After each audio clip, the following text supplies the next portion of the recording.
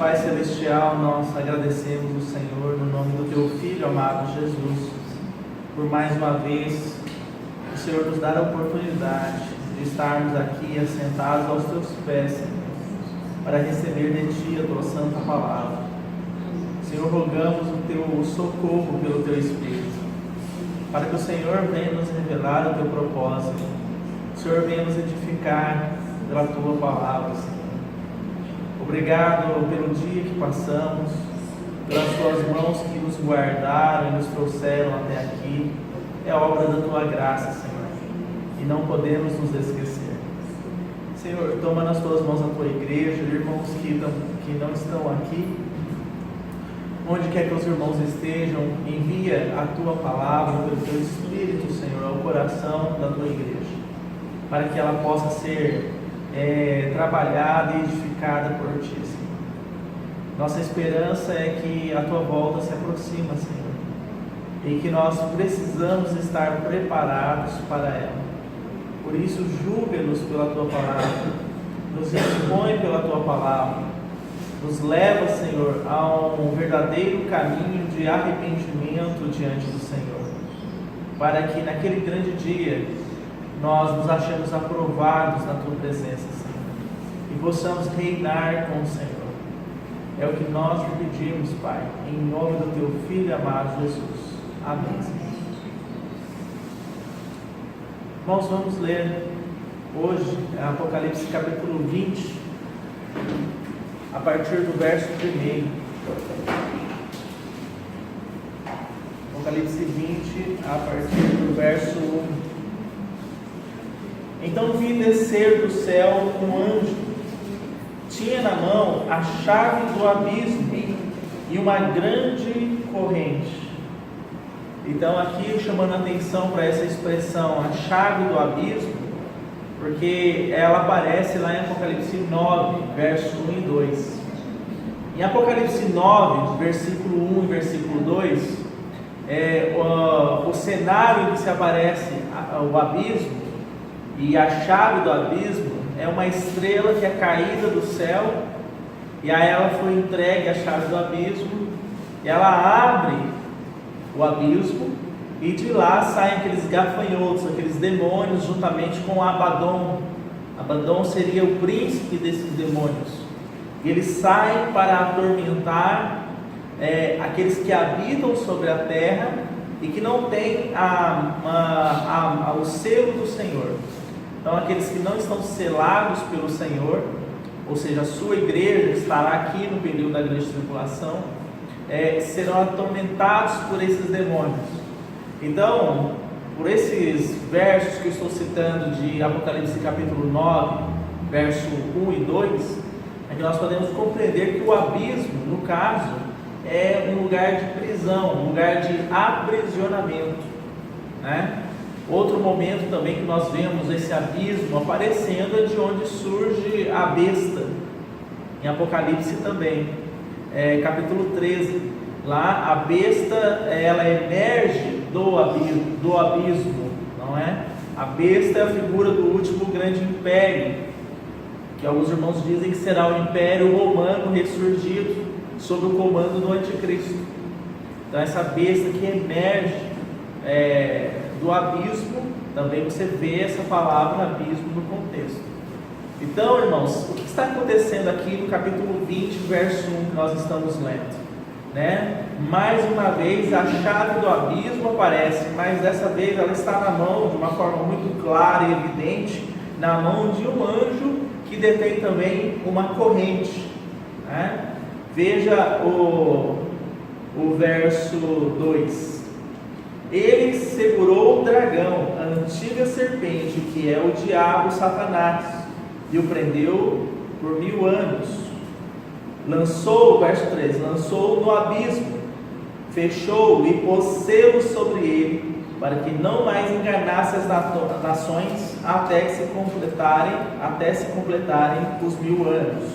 Depois disso, necessário que ele seja solto pouco tempo.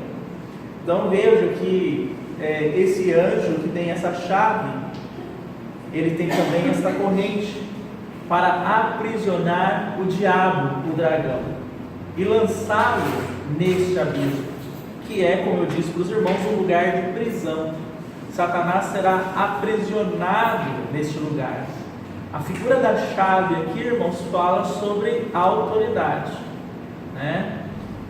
O Senhor fala em uma passagem que as chaves, né, do reino foram entregues a ele, e ele, né, tem esse poder. Essa chave, ela fala de autoridade para receber ou não receber, é poder, né? E aqui no contexto, então, é chave como símbolo de autoridade para aprisionar quem ele quer nesta prisão chamada abismo, né? Outro ponto aqui também que é importante está no verso 2. Diz aí que Satanás foi preso por 1000 anos nesse abismo, nessa prisão.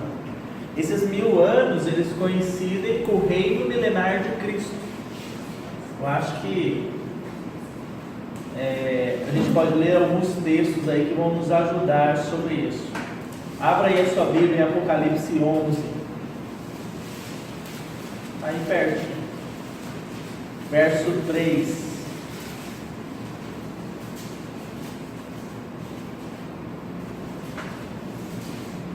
Darei às minhas testemunhas que profetizem por 1260 dias, vestidas de pano de saco. Na verdade, irmãos, capítulo, não é aqui o capítulo 11, não, verso 3. Me perdoe, capítulo 11 a partir do verso 15. Me desculpe. Está aí: o sétimo anjo tocou a sua trombeta e houve grandes vozes dizendo: o reino do mundo se tornou de nosso Senhor e do seu Cristo, e ele reinará pelos séculos dos séculos.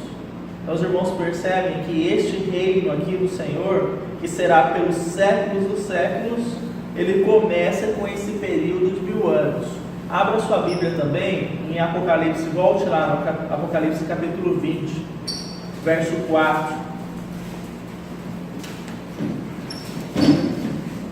Vi também tronos, e sentaram aqueles os quais foi dada a autoridade de julgar. Vi ainda as almas dos decapitados por causa do testemunho de Jesus, bem como por causa da palavra de Deus, tantos quantos não adoraram a besta, nem tampouco a sua imagem, e não receberam a marca na fronte e na mão. E aí veja a expressão aí, ó. E viveram e reinaram com Cristo durante 1000 anos. O verso 6 também fala sobre isso. Vamos ler? Bem-aventurado e santo é aquele que tem parte na primeira ressurreição. Sobre esses, a segunda morte não tem autoridade. Pelo contrário, serão sacerdotes de Deus e de Cristo e reinarão com Ele os 1000 anos. Então não há dúvidas que nós, juntando esses textos, lá de Apocalipse capítulo 12, verso 15, com esses outros dois textos de Apocalipse aqui, capítulo 20, verso 4 e verso 6, nós podemos entender que Satanás é aprisionado por 1000 anos, e esses 1000 anos se referem ao período do reino milenar de Cristo, que ele estabelecerá aqui na terra. Irmãos, Cristo reinará sobre as nações por 1000 anos, as nações da maneira que nós conhecemos hoje. Nós não temos aí, por exemplo, a Rússia, o Japão, o Iraque, o Egito, o Brasil. Essas nações, elas ainda existirão quando o Senhor Jesus vier na sua glória, como nós vimos. Ele primeiro travará aquela batalha, ele primeiro vencerá os exércitos das nações que estão debaixo do comando do anticristo e assumirá o seu reino sobre essas nações. As pessoas vão continuar nascendo, né? A vida vai continuar, só que as nações vão experimentar um governo em justiça. A palavra de Deus diz que o Senhor Jesus regimerá as nações com uma vara de ferro. A vara fala de um pastor que vai guiar essas nações, mas a sua vara será de ferro. Por quê? Porque ali o povo conhecerá que não haverá negociação com a verdade prevalecerá, a justiça prevalecerá. Hoje os governos humanos, por mais avançados que sejam, eles são relativizados de acordo com seus interesses. Então você não pode dizer que os governos humanos são regidos com vara de ferro, né? Mas haverá o dia que isso acontecerá e as nações experimentarão o que realmente é ser governado em verdadeira retidão e justiça. Isso acontecerá só quando o Senhor Jesus voltar para assumir o seu reino. Quanto tempo isso vai durar? Aí aqui nós temos uma questão, irmãos. Alguns estudiosos da palavra dizem que esses 1000 anos seriam um período figurativo. Outros já dizem que é um período literal de 1000 anos mesmo, um período de tempo de 1000 anos. Particularmente, eu entendo que será um período realmente literal de 1000 anos. Por quê? Porque pelo texto, pelo verso que nós lemos aqui, diz que depois que encerrar o tempo, é necessário que o diabo seja solto novamente. Veja o verso 7 aí do capítulo 20, para os irmãos entenderem o que estou dizendo. Quando, porém, se completarem os 1000 anos, Satanás será solto da sua prisão.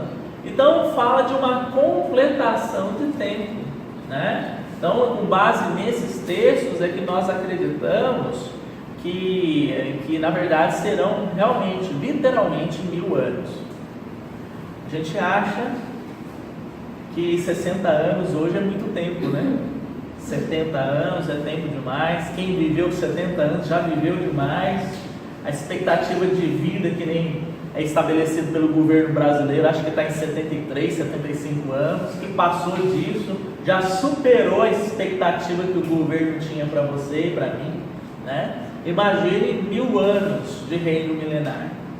Graças ao Senhor por isso, porque Ele diz na sua palavra que não apenas Ele, mas os vencedores também reinarão com Ele.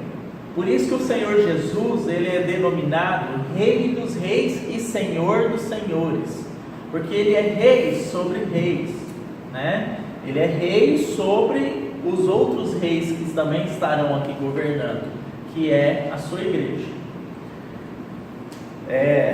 Vamos continuar. Então entendemos, irmãos, até aqui, para a gente não ir muito rápido.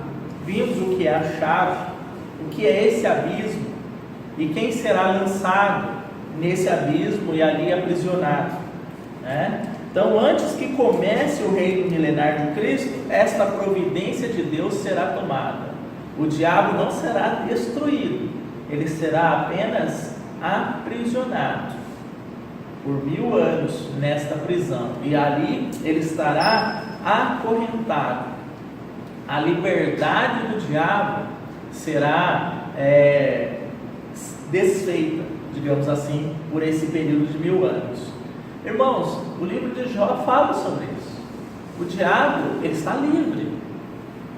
O Senhor pergunta, né, no dia que, lá no livro de Jó, né, os filhos de Deus veem ali uma figura dos anjos, e o diabo vem com eles.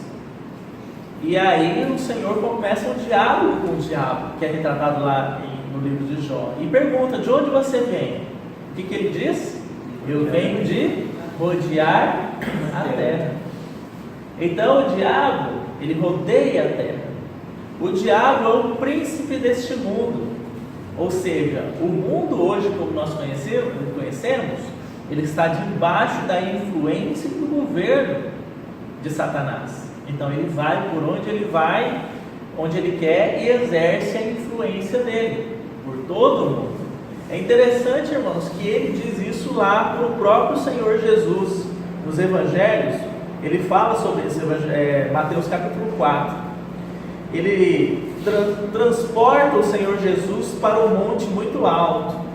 E ele diz assim, o diabo diz assim para o Senhor Jesus: você está vendo todos esses reinos que estão aqui? Se você se prostrar e me adorar, eu lhe darei todos esses reinos, porque eles foram confiados a mim.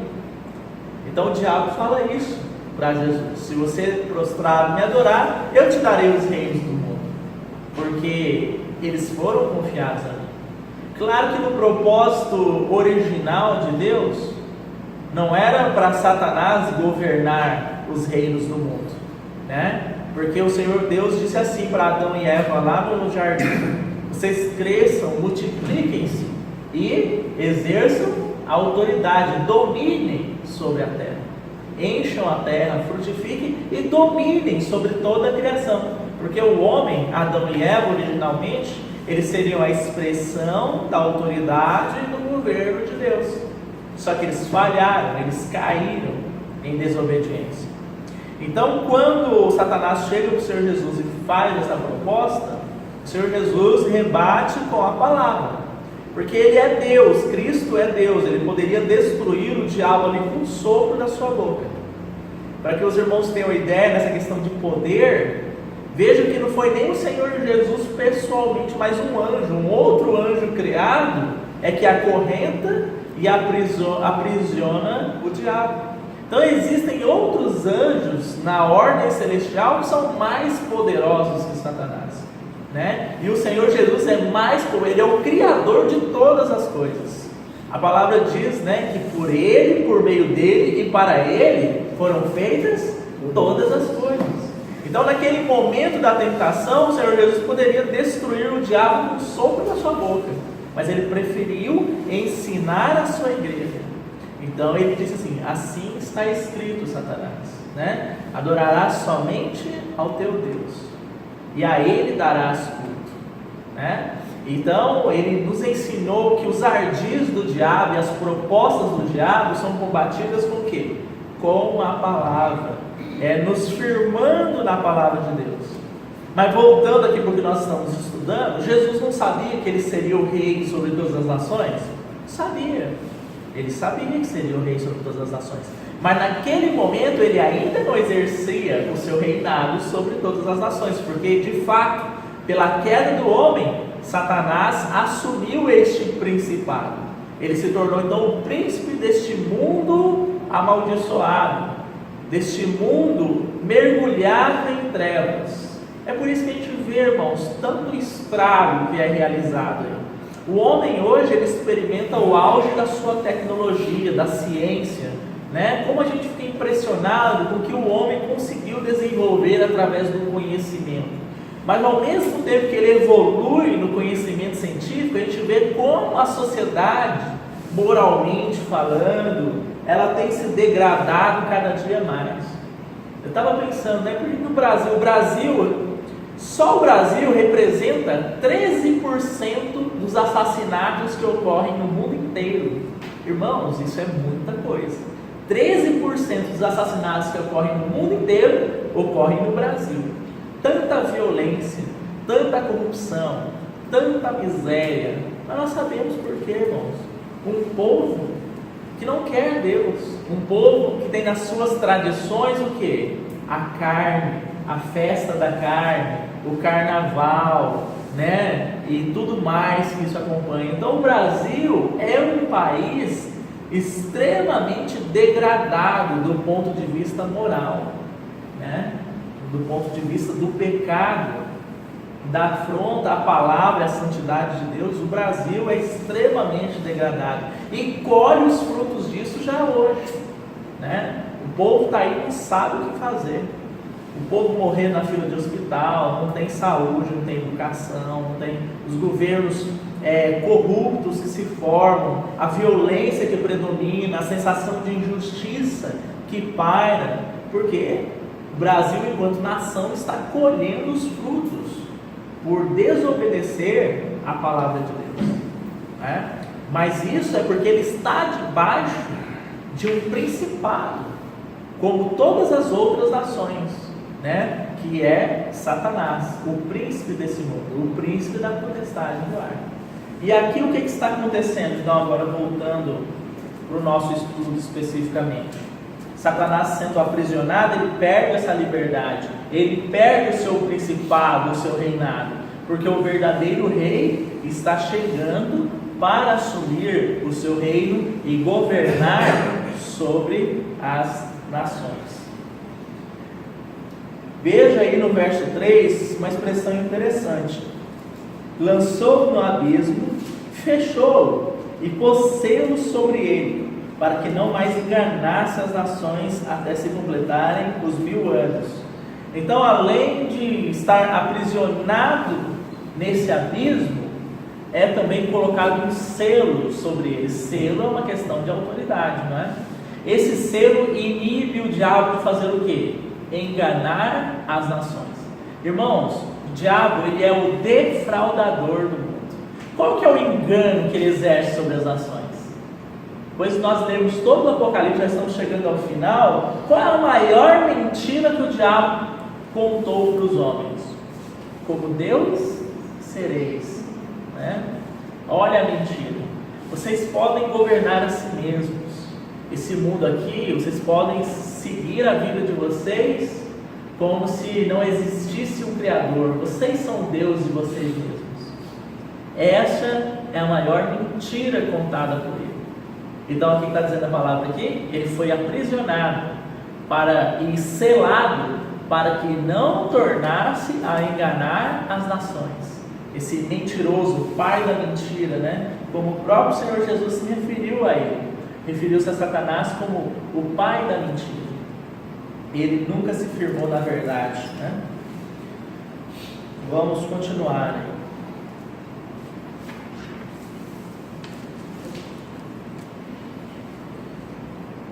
Verso 4: e vi também tronos, e nestes sentaram-se aqueles aos quais foi dada a autoridade de julgar. E vi ainda as almas dos decapitados por causa do testemunho de Jesus, bem como por causa da palavra de Deus, tantos quantos não adoraram a besta, nem tampouco a sua imagem, e não receberam a marca na fronte e na mão, e viveram e reinaram com Cristo durante 1000 anos. Irmãos, aqui nós temos a figura dos tronos estabelecidos no plural, porque nós temos um trono aqui estabelecido no capítulo 20, no verso 11, que é chamado o grande trono branco. Então, 2 vezes, em 2 momentos, você encontra a figura de tronos estabelecidos para julgar. Não é isso que está aí? Vi também tronos, e nesses sentaram-se aqueles aos quais foi dada a autoridade de julgar. Qual a diferença que podemos estabelecer? Esses tronos que estão colocados aqui no verso 4, acredito se tratarem de tronos para julgamento de galardão. O que é o galardão? Pense o seguinte: o Senhor Jesus, ele nos salvou pela sua graça. Efésios capítulo 2 é um texto muito claro sobre isso, que a salvação vem pela graça, é mediante a fé, né? E não vem de obras. Mas nós não podemos ignorar o fato de que a Bíblia é muito rica em textos que falam sobre o chamado galardão, ou seja, uma recompensa. A recompensa, irmãos, em nada tem a ver com o que nós conhecemos como a salvação pela graça. A recompensa seria um plus que Deus dará àqueles que já foram salvos.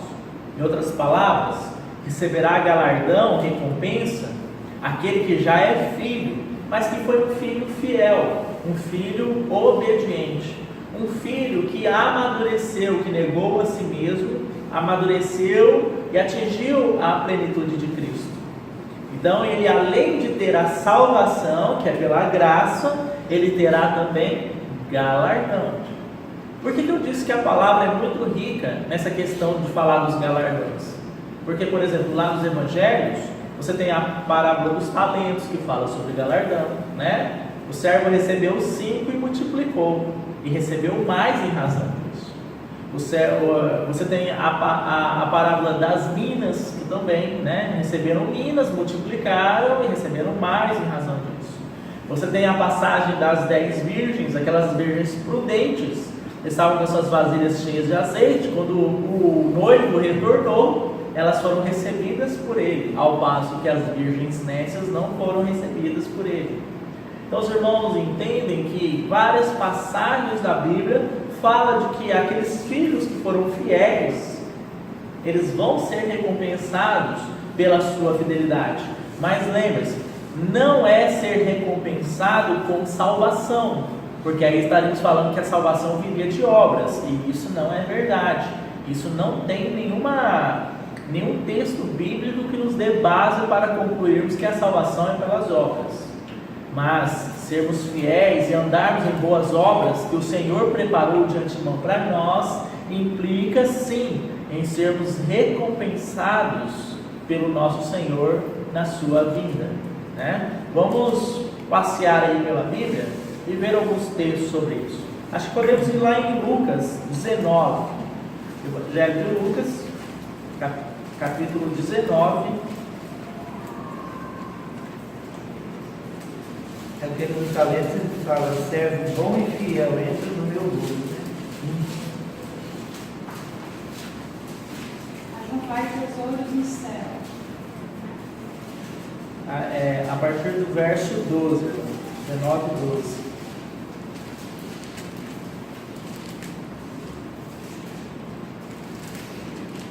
Perdão, é 11, 19 e 11.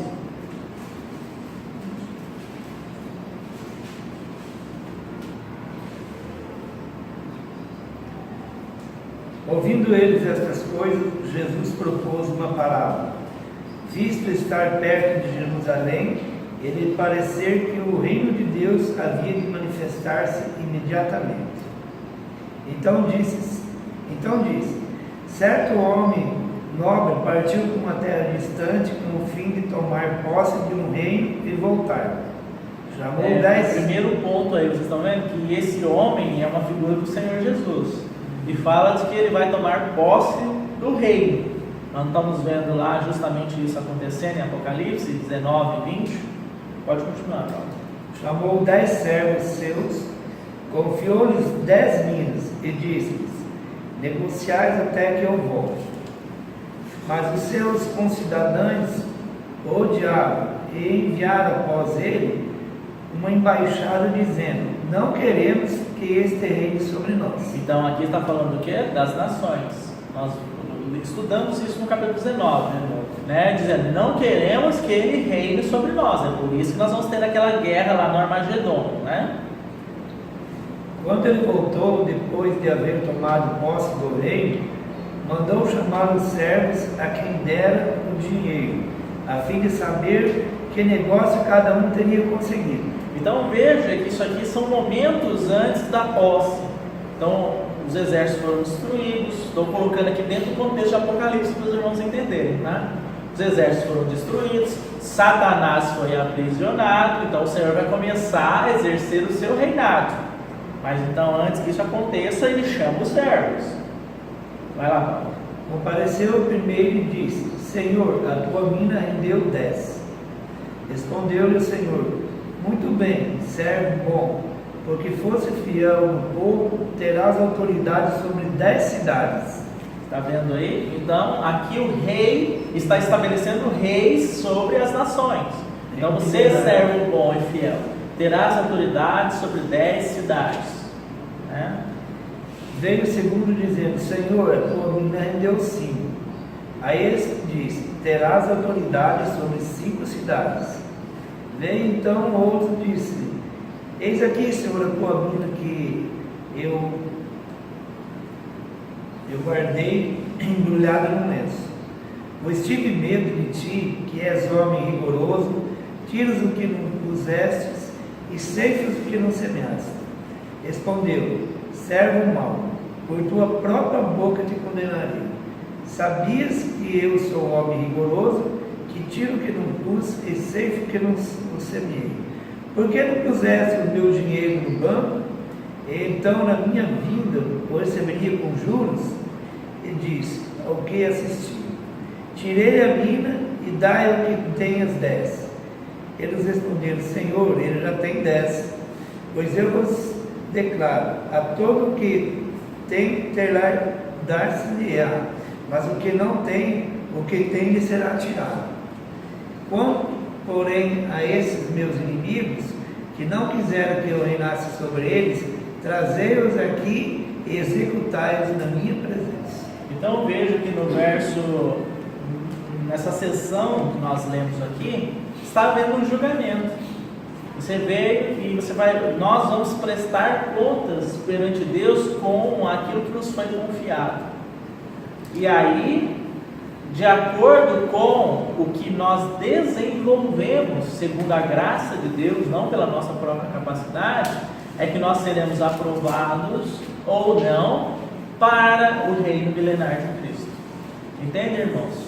Então, aquela primeira figura de tronos estão sendo estabelecidos, acredito, a impressão que eu tenho é para julgamento dos filhos de Deus e para recebimento de galardão.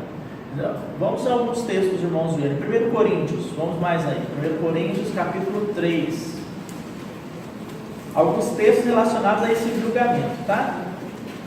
1 Coríntios, capítulo 3, verso 14.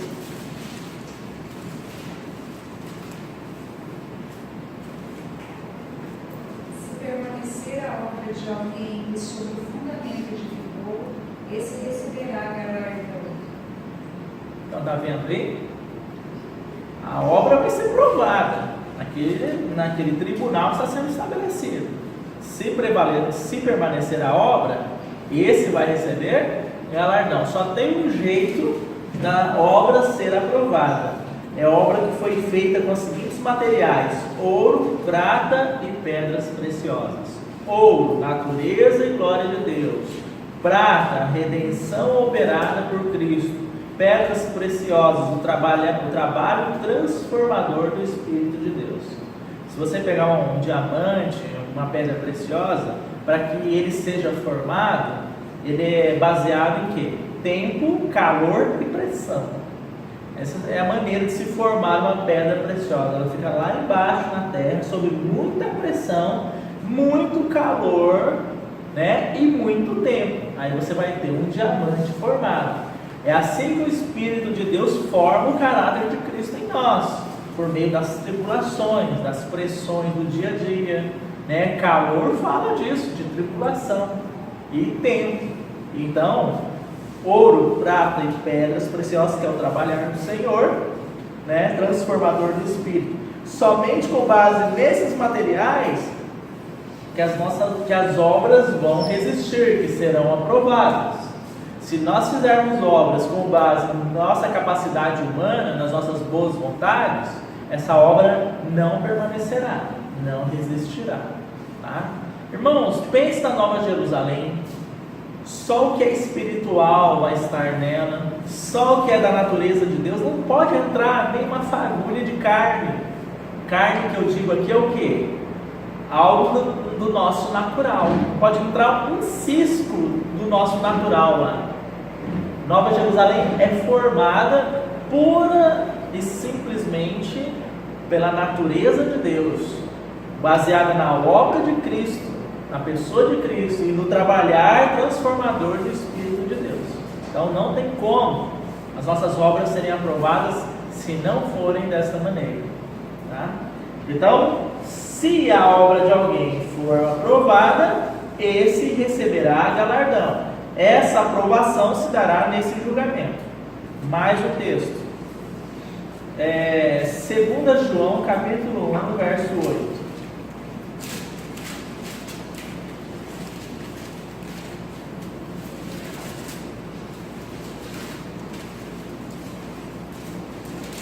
Segundo João o quê?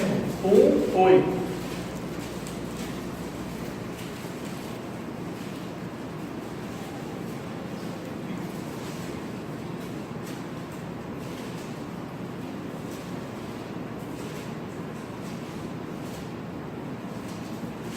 Acautelai-vos.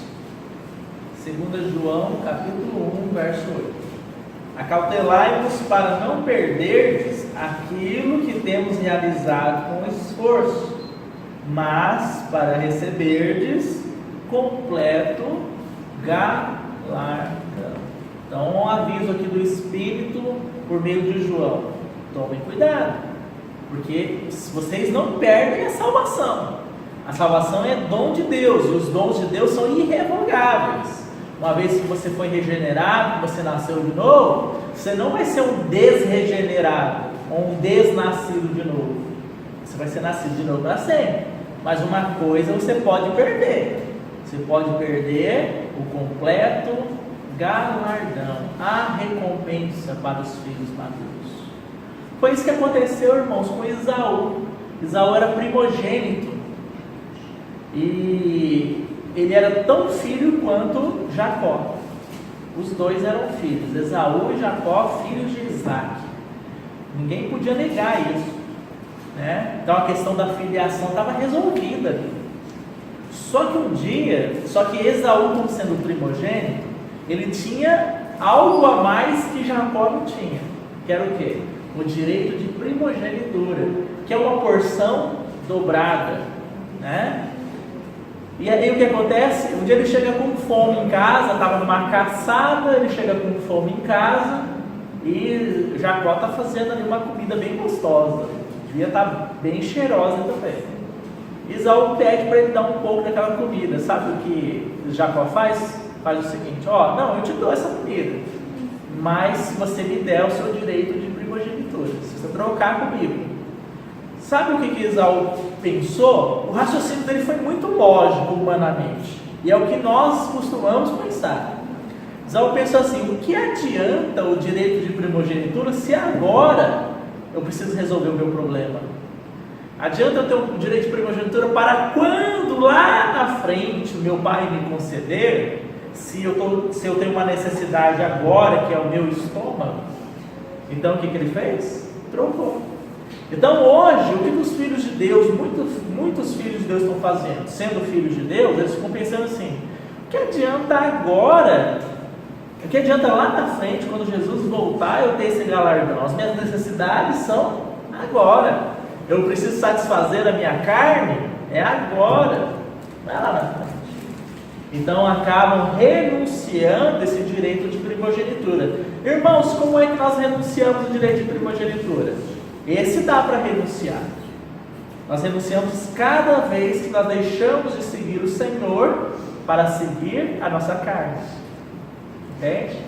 Cada vez que nós fazemos isso, nós renunciamos o direito de primogenitura.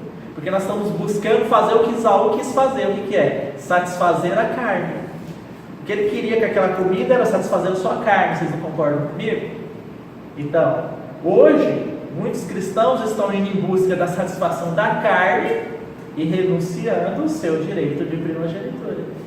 Então, para os filhos que negarem a si mesmos, renunciarem os seus desejos da carne, para seguir o Senhor, eles serão, como diz aqui João, eles serão galardoados, eles receberão galardão. Se você quiser avançar mais nesse tema, eu não vou ficar preso aqui, mas basta você ver as 7 igrejas do Apocalipse. Todas as igrejas, o Senhor diz assim: ao vencedor, ao vencedor, ao vencedor. E aí ele diz o que ele vai conceder. Aquilo é galardão, irmãos. O Senhor está dizendo assim: ao vencedor darei a vida eterna. Ao vencedor eu vou regenerar ele. Não, porque se já é igreja e ele está escrevendo aquelas cartas para a sua igreja, se já é igreja, já foi regenerado e já é filho. Mas o vencedor é aquele filho que não negou o Senhor, não negou a sua palavra, foi fiel até a morte. Esse é o vencedor. Então existe uma diferença. Aquele texto que fala assim, que ali haverá trevas e ranger de dentes. Aqui fala dos vencedores que vão reinar com Cristo, né? E aquele texto lá fala dos que creram no Senhor, mas que levaram a vida assim, de qualquer maneira. E qual é esse lugar que eles vão ficar? Então, por exemplo, nesse contexto aí, que o Senhor fala que será lançado, haverá choro e ranger de dentes, por exemplo, é o contexto de um servo que não foi fiel, não é um contexto de salvação. Então, lançai-o fora, e ali haverá choro e ranger de dentes. Se eu não me engano, está na parábola dos talentos, inclusive. Essa passagem que você está mencionando aí. Mas eu vou associar ela com uma outra. Em 1 Coríntios capítulo 3, que nós acabamos de ler, lá diz assim, que aquele que a sua obra for provada e ela for queimada, este ainda será salvo, mesmo que através do fogo. Entenderam? E ali é a geena de fogo. Então, esse cristão que teve a sua obra provada e reprovada pelo Senhor, ele ainda será salvo, como que através do fogo, né? Então é como se esse cristão experimentasse uma aflição até que Cristo seja formado nele, o que não desenvolveu no tempo que ele estava aqui na terra. Exatamente. Então essa aflição, há muita especulação. Muitos dizem que esse lugar onde haverá choro e ranger de dentes é o lugar que esses cristãos que não amadureceram vão ficar até que eles amadureçam, sofrendo o que alguns estudiosos dizem, a disciplina do reino. Controvérsia sobre isso, porque a Bíblia não está totalmente clara sobre esse aspecto. Como será? Por exemplo, dois cristãos, um amadureceu, mas não amadureceu na sua plenitude. O outro foi totalmente imaturo, eles vão ficar ao mesmo período de tempo experimentando essa disciplina. Então há muita dúvida com relação a esses aspectos que a Bíblia não deixa totalmente claro, o Senhor não quis deixar totalmente claro pela soberania dele. Então há diversas interpretações nisso. Mas o fato é, Paulo, que a gente não consegue ver, conhecendo a palavra, o caráter justo de Deus, que um cristão, porque tem muitos que defendem assim, não, toda a igreja vai reinar com Cristo durante 1000 anos. Mas pense o seguinte, Paulo, vamos pegar o apóstolo Paulo, sofreu perseguições, foi apedrejado, foi perseguido, foi açoitado pela palavra, negou a si mesmo, dormiu no Senhor.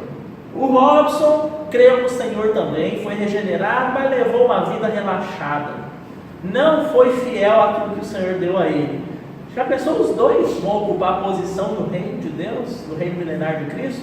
Não soa um tanto injusto esse aspecto, né? Esse Paulo que negou a si mesmo, foi fiel até a morte, e esse Robson que não negou nada de si mesmo, embora tenha crido no Senhor, né? Então são situações que nos levam a ver que o Senhor realmente ele fará esses juízos sobre a sua casa, para galardão e não para salvação. Até hoje, ninguém pôs em xeque que Esaú é filho de Isaac, assim como Jacó era. Ninguém nunca duvidou da filiação, né, de Esaú. Então, é o que acontece com a realidade dos filhos de Deus hoje. 2 filhos, mas um levou a sério, o outro levou na brincadeira, achando que esse Senhor não ia voltar, que ia demorar muito ainda. Que nem diz lá em Pedro, desde que nós somos crianças, estão falando essa história que o Senhor vai voltar. Pedro diz assim, cuidado, ele não voltou ainda, porque ele é longânimo, não querendo que nenhum de vós se perca. Ele está falando para cristãos, mas que todos cheguem ao verdadeiro ou ao pleno arrependimento. Então o nosso Pai tem sido longânimo, não querendo que nenhum de nós, filhos dele, experimentemos a disciplina do Rei, mas que todos nós avancemos em maturidade com Cristo Jesus para estarmos com Ele nesse dia, né? Eu tenho particularmente eu tenho essa impressão que o Senhor Jesus não voltou ainda hoje ainda, não é por causa da controvérsia sobre isso, porque é a questão da evangelização, é por causa da igreja, né? Que muitos dizem assim, Jesus não voltou ainda porque o evangelho não foi pregado em todo mundo. Irmão, sinceramente eu não creio nisso. Eu creio que o evangelho já chegou a todas as partes do mundo. Você vê nesses países islâmicos, cristãos sendo mortos lá, por causa da palavra. Você vê aí na Coreia do Norte, que é o país mais terrível nesse aspecto, cristãos sendo mortos lá, mas a palavra está lá. É o país que mais persegue cristãos no mundo, né? Mas o evangelho tem sido pregado lá, mesmo com essas perseguições. O que acontece é que a igreja tem que se distrair do seu Senhor, e o Senhor tem sido longânimo com ela, mas essa longanimidade tem tempo para terminar. Em outras palavras, nós devemos estar preparados, porque o Senhor vai voltar. Essa longanimidade não vai durar para sempre não, né? Vamos retornar lá em Apocalipse? Então, os irmãos entenderam, assim, aqui no verso 4, essa primeira figura de tronos estabelecendo para juízo, para galardão, né? Porque, veja, é interessante que no contexto do mesmo verso, você tem aí a figura, quem são os vencedores aí? Olha só, a parte B do verso 4, que eu estou lendo aí. Vi ainda as almas dos decapitados, por causa do testemunho de Jesus. Os mártires, né? Bem como por causa da palavra de Deus, tantos quantos não adoraram a besta, ou seja, aqueles cristãos também que foram perseguidos no período da grande tribulação pela besta. Então, no contexto aí está falando desses cristãos vencedores. Vamos no verso 5 agora, vamos avançar. Então diz aí: os restantes dos mortos não reviveram até que se completassem os 1000 anos. Esta é a primeira ressurreição. Então, quem são esses restantes dos mortos? Muita gente morreu na terra, irmãos, por causa dos selos que foram abertos, por causa das trombetas que foram tocadas, por causa das taças que foram derramadas. Muita gente morreu nesse período, pelo juízo de Deus exercido na terra. Então, esses que morreram sem crer no Senhor, eles não foram ressuscitados nesse momento aqui. Só foi ressuscitado os filhos de Deus, né? É o que está no verso 5. O restante dos mortos não reviveram até que se completassem os 1000 anos. Esta é a primeira ressurreição. Bem-aventurado e santo é aquele que tem parte na primeira ressurreição. Sobre este, a segunda morte não tem autoridade. Pelo contrário, serão sacerdotes de Deus e de Cristo, reinarão com ele os 1000 anos. Verso 7.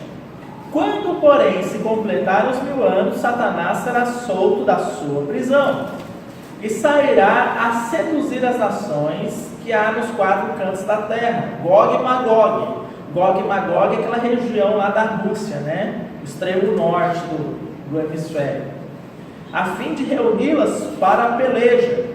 O número dessas é como a areia do mar.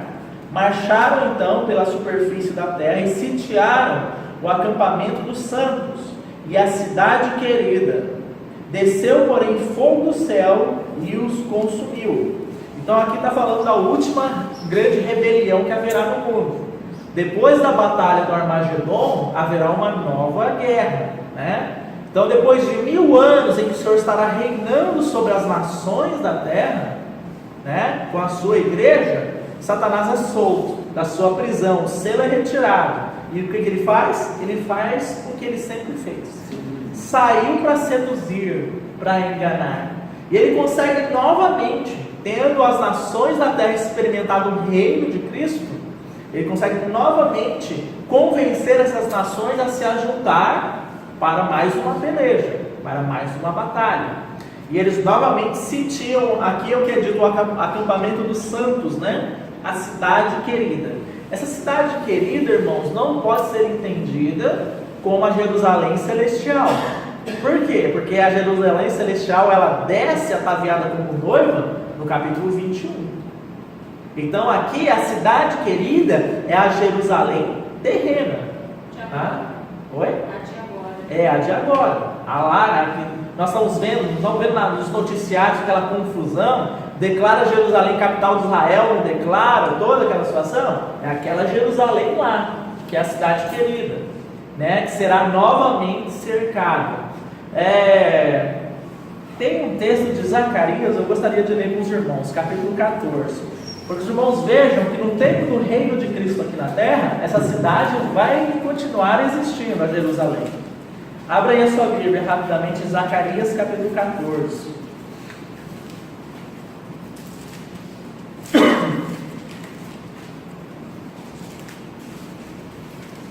Vamos ver o verso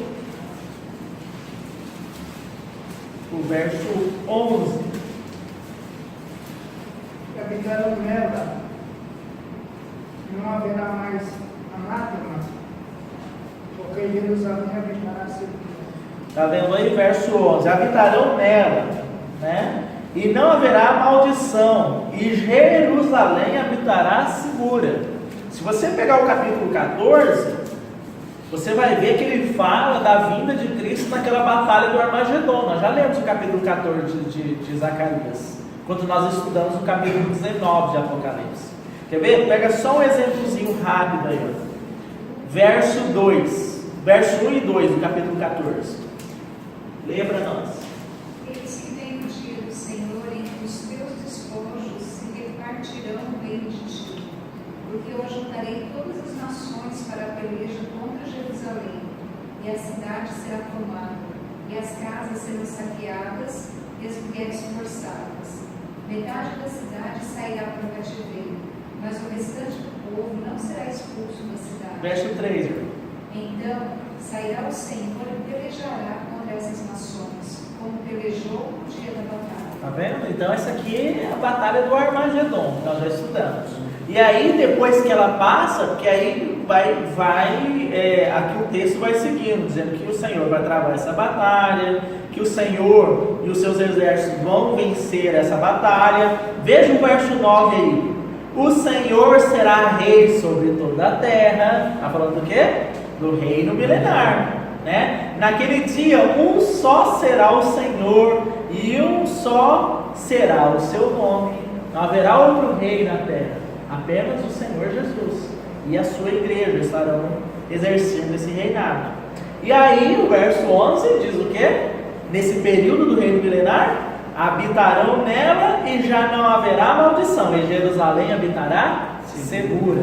Então lá em Apocalipse 20, quando diz assim, que nessa Gog e Magog com as nações vêm e eles vão sitiar o acampamento dos santos e a cidade querida, está se referindo a esta Jerusalém que está habitando segura no reino milenar de Cristo, né? Mas Gog e Magog é o quê? Gog e Magog é a Rússia. Gog e Magog é a Rússia. Se refere à região. É a região onde se encontra a Rússia, o extremo norte. Só que veja o seguinte: não é apenas Gog e Magog que virá contra. É como se Gog e Magog, sob a influência do diabo, tomassem a iniciativa junto com todas as nações. Vamos ler atentamente novamente aí, ó. Verso 8: E sairá a seduzir as nações que há nos 4 cantos da terra. Então ele vai seduzir todas as nações que há nos 4 cantos da terra. Quais são os 4 cantos da terra? Norte, sul, leste, oeste. Então todas as nações. É interessante, veja aí o verso 9: Marcharam então pela superfície da terra e sitiaram o acampamento dos santos e a cidade querida. Verso 8: O número dessas é como a areia do mar. Então é muito mais numeroso do que a primeira batalha. Então as nações de todas as partes da terra vêm novamente. Seu número é como a areia do mar, de tão numerosa. Acho que João viu aquele tanto de gente, ele só pode escrever assim, né? É como se fosse a areia do mar. Eu nem me arrisquei a falar um número. É como se fosse a areia do mar. E eles vêm e cercam novamente a cidade querida, o acampamento dos santos. Né? É porque é dali, irmãos, que o Senhor exercerá o seu reinado sobre todo mundo. E a sua igreja também, a partir de Jerusalém. Por isso que chama acampamento dos santos. Veja que acampamento não é uma moradia definitiva. Acampamento é acampamento. Não é? Não é algo provisório? Por que é algo provisório? Porque a noiva ainda vai descer. A noiva que desce do céu, ataviada como, a cidade que desce do céu, ataviada como uma noiva para o seu noivo. Então ela ainda não está na terra. Então ali é só o acampamento dos santos. Irmão, só um pouquinho. Nesses 1000 anos aí, então, como você falou que vai nascer pessoas e tal, e aí vai ter essa batalha, tudo normal. Aí tem pessoas ali que vão crer no Senhor também. Não, o que vai acontecer? Não vai ser mais igreja. Entendeu? Essas nações, que nem é dito lá no Evangelho, o Senhor Jesus virá no seu reino, ele vai separar os cabritos, as ovelhas dos bodes, as ovelhas dos cabritos, né? Algo assim. Significa isso? Essa separação não é entre filhos de Deus e filhos do mundo. Porque lá naquele contexto, essas chamadas ovelhas aí, que o Senhor está separando dos bodes lá, elas perguntam assim: mas Senhor, quando quando é que nós tivemos de comer, de beber? Quando que o Senhor estava desnudo que nós te vestimos? Ou quando que o Senhor estava preso que nós fomos te visitar? Aí o Senhor fala assim: todas as vezes que vocês fizeram isso a um dos meus pequeninos. Então isso mostra que pessoas no período da grande tribulação, que embora não sejam filhos de Deus, cristãos, vão ajudar os filhos de Deus, que estavam sob grande perseguição. Então essas pessoas, será permitido que elas participem do reino de Cristo, não como igreja, não como príncipes de Deus, como filhos de Deus, mas como a população desse reino. Você está entendendo? Então, elas vai estar nascendo crianças, né? As famílias vão estar vivendo normalmente, entretanto, eles não serão mais a porção celestial do reino de Deus. A porção celestial é a igreja, e a igreja foi até o período da grande tribulação, entendeu? Depois ela foi levada, tá? Então, tem que ser feita essa separação aqui. Você entendeu? Era essa a sua dúvida? Eu pensei que essas pessoas que ficaram lá, esses 1000 anos, que depois elas fossem assim, tomadas pelo Senhor também. E não, vai. Então, que nesses 1000 anos que nasceu e cresceu e morreu, vai tudo para o lado do fogo. São pessoas que não terão o Espírito de Deus. Que não haverá. Serão apenas governadas por Deus. Veja que interessante, Paulo. Vai um pouco mais adiante aí.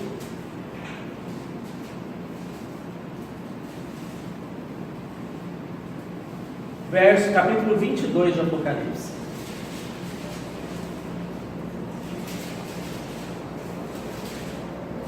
Então me mostrou o rio, verso 1. Então me mostrou o rio da água da vida, brilhante como cristal, que sai do trono de Deus e do Cordeiro. No meio da sua praça, de uma a outra margem do rio, está a árvore da vida, uma figura de Cristo, né? Isso aqui está descrevendo ainda a Nova Jerusalém, tá? Que produz 12 frutos, dando fruto de mês em mês. E as folhas da árvore são para a cura dos povos. Então, como é que a gente explica isso? Nova Jerusalém já está estabelecida. Não é só o futuro não será só composto pelos filhos de Deus. Haverão nações que serão governadas pelos filhos de Deus, que aqui é mencionado como povos. Está entendendo? Como explicar isso de forma exata para você? Eu não sei. Mas o que eu quero te dizer é o seguinte, que essas pessoas que vierem a crer em Cristo, depois do período da grande tribulação, que vierem a crer em Cristo, que estarão lá, elas vão crer por quê? Porque não tem como negar esse fato. O Senhor Jesus já vai estar reinando. Não a salvação pela fé, a justificação pela graça. Você está entendendo? Então elas vão poder apreciar a glória de Deus e estar compondo o seu reino, mas não como família de Deus, não como santuário de Deus, não como templo de Deus, não como noiva de Cristo, certo? Serão a parte terrena deste reino aí, né?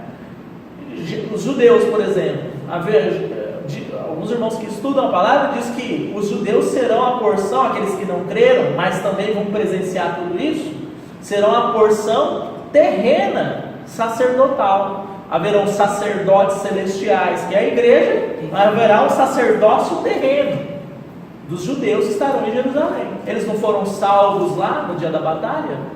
Não é?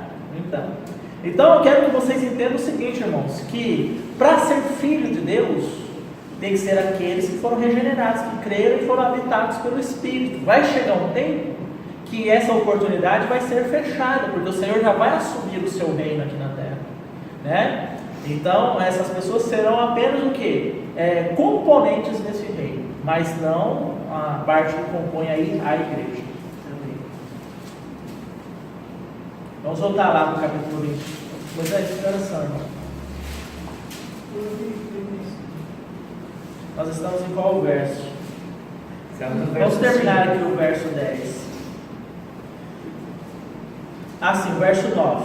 Marcharam então pela superfície da terra e sitiaram o acampamento dos santos e a cidade querida. Desceu, porém, fogo do céu e os consumiu. Eu me lembro aqui de algumas passagens que falam que o fogo desceu do céu para consumir. Uma das que mais nos salta aos olhos é aquela passagem do profeta, né? O profeta faz um desafio para os profetas lá da Jezabel. Olha, a gente vai fazer o seguinte, Elias ou Eliseu? Elias, né? A gente vai fazer o seguinte, nós vamos fazer um altar aqui, vocês vão fazer um altar aí. E aí nós vamos cercar de água, né? E aquele que fizer descer o fogo do céu e queimar a oferta, esse é que Deus está do lado dele. Aí o que acontece, irmão? Os profetas lá, e eram vários profetas, acho que eram mais de 50 profetas de Jezabel. Eles oram lá, fazem a reza deles e não dá em nada. E Elias dá a risada deles ainda, né?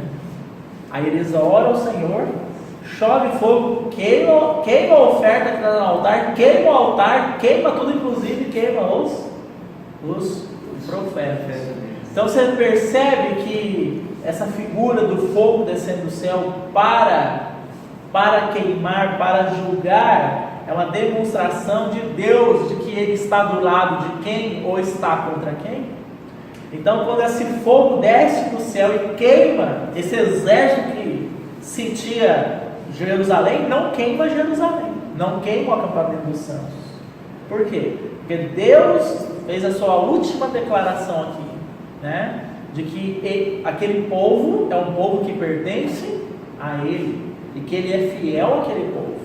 Mas quem não pertence a Ele, né? Quem não é habitado por Ele, sofre as consequências dessa impiedade. Sodoma e Gomorra também. Sodoma e Gomorra, juízo de Deus. Ló foi salvo e a sua família, né? Então a gente vê aí tem várias passagens na Bíblia que falam sobre isso. As duas testemunhas aqui de Apocalipse também, né? Elas também têm esse poder. Mas vamos continuar aqui para encerrar. Verso 10. O diabo, o sedutor deles, foi lançado para dentro do lago de fogo e enxofre, onde já se encontram não só a besta, como também o falso profeta, e serão atormentados de dia e de noite pelos séculos dos séculos. Alguns estudiosos da Bíblia dizem que esse lugar de tormento chamado lago de fogo e enxofre, ele não será eterno. Mas é interessante, né, irmãos, que quando o diabo foi lançado aqui dentro, quem é que já estava aqui? O falso profeta e o anticristo. E eles já estavam lá pelo menos há 1000 anos, na verdade, porque eles foram lançados antes do milênio. Eles já estavam sofrendo esse tormento há 1000 anos. E aqui o Senhor diz, né, que o tormento é de dia e de noite e pelos séculos dos séculos. Séculos dos séculos. Quando a Bíblia diz assim que o reino de Cristo é pelos séculos dos séculos, tem dia para acabar? Não. Então como é que a gente pode pegar essa mesma expressão e colocar aqui, dizendo que tem dia para acabar esse tormento sobre Satanás, sobre seus anjos, sobre a besta, sobre o falso profeta, né? E nós vamos ver também que não apenas eles, mas nós vamos ver isso na próxima reunião, se o Senhor assim permitir. Amém? Amém. Vamos encerrar por aqui hoje. Que o irmão esteja orando ao Senhor. Pai, obrigado, Deus, por mais este momento que o Senhor nos concede, Senhor. Obrigado pelo céu da vida de Cristo, que o Senhor nos concedeu. Obrigado, Senhor Deus, por ele dia o Senhor nos encontrou no mundo do pecado, o Senhor nos transportou para o seu reino de luz, ó Deus. Pai querido, dirige a nossa vida, Senhor. Nós estamos entregues ao Senhor, querido, neste momento que o Senhor nos concedeu. Momento este, ó Deus, que podemos aprender do Senhor. Obrigado, Senhor Deus, porque estamos chegando já termo deste livro, Deus, quanto aprendizado, Deus, nós vamos receber do Senhor. Pai, eu te agradeço, eu te louvo pela vida de cada um dos irmãos que juntos estivemos aqui acompanhando esse estudo. Que o Senhor esteja nos abençoando, Deus, fazendo com que possamos ter tirado o aprendizado para nós, Deus, para a nossa vida diária, Senhor. Nos ensina, Senhor Deus, a olhar para o Senhor e entender pela tua palavra, Deus, que o Senhor está voltando. E como, Deus do céu, estamos, que situação, Deus do céu, o Senhor pode nos encontrar, Deus. Meu querido, abre nossos olhos na fé, Senhor, e dê graças, Senhor, Deus, podemos compreender isso, Deus do céu, que o Senhor tem apresentado